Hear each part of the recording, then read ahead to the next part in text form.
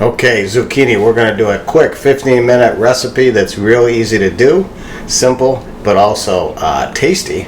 And these are kind of some small zucchinis. I like the smaller ones, but I'm going to go through and do this. And I'm also going to cover some nutritional value as I do it. But I wanted to do a quick story. Growing up, my father always had plenty of zucchini. We got so sick of it as kids because he'd put in way too many plants. So when I got to be an adult and I had my own farm, I used to make the same mistake. My wife says, just put in 2 plants. And I'd put in 12. So we'd have so much zucchini that we were giving it away, but also to a point where we got overrun with zucchini. We had it every which way but loose. We tried it so many different recipes. But I'm going to go through one that's real simple, and it's quick, and it's tasty, and it's my go-to because there's a lot of ways to add some things to make it a lot more calorie dense. But the cool thing about zucchini is, I don't know if you realize it, it's very low in calorie. Matter of fact, in a diced cup, you're only looking at 21 calories. You're looking at 3.9 grams of carbs. I was surprising at this. It's got 1.5 grams of protein. Who would guess, right? 1.2 grams of fiber, and it's got only 0.4 grams of fat, which makes sense. Micros. Nutritional value of this stuff is kick butt. Vitamin C, 56%. It's got some vitamin B6, magnesium, manganese. Got that wrong. Riboflavin, which is another B vitamin, and lutein. So it's got some good anti-inflammatory properties. But zucchini, I think the reason why I like it so much, and my wife, is because it's low calorie and low carb. So first thing I want to do is I'm going to turn this down here, and I'm going to show you the best way to make it the easiest to prepare, of course, is to get it in the right sizes. And for that, I'm going to take my knife here, and I'm going to show you the size. I like to cut them like in small medallions, if you want to call it that, or small, if you can see the size of that. It's not very big. And while I'm doing that, I'm going to fire up my pan. So that's going.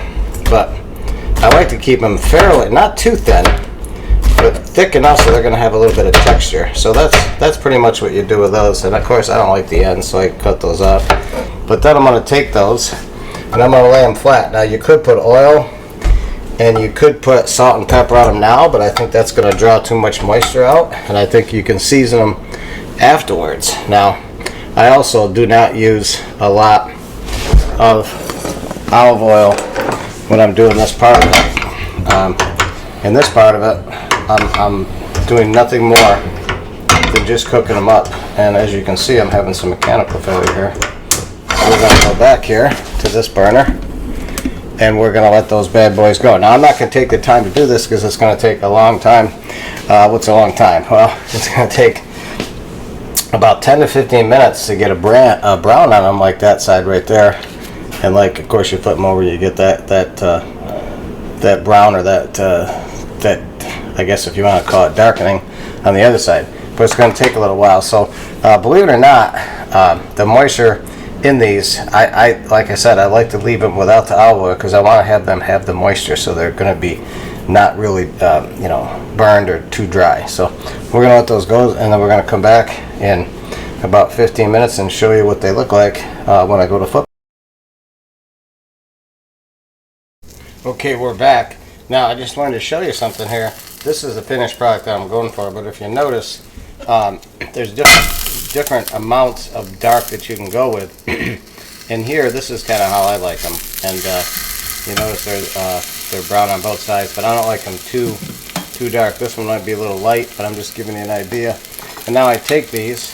You can hear the sizzle going on. But I take these now, and what I was going to do is I would use either adobo, olive oil, and pepper, black pepper, or you can do salt and pepper. I like a little bit of adobo because I think the adobo gives them a little bit of a garlicky taste. So that's my hack on zucchini. That's simple, easy, quick, tasty, and low calorie. The olive oil is the only thing in there that's really going to get you in trouble if you go crazy. I don't usually do that. I do just have to coat them so I can get the seasoning to stick. So I go for it on a regular basis, especially this time of year because they're in season. So if you're a zucchini person, they're in the stores, they're going crazy. I don't like the real big ones. I like the smaller ones. So I hope that helps too. So go out there and grab some this week, because I saw so many in there and the price is always right.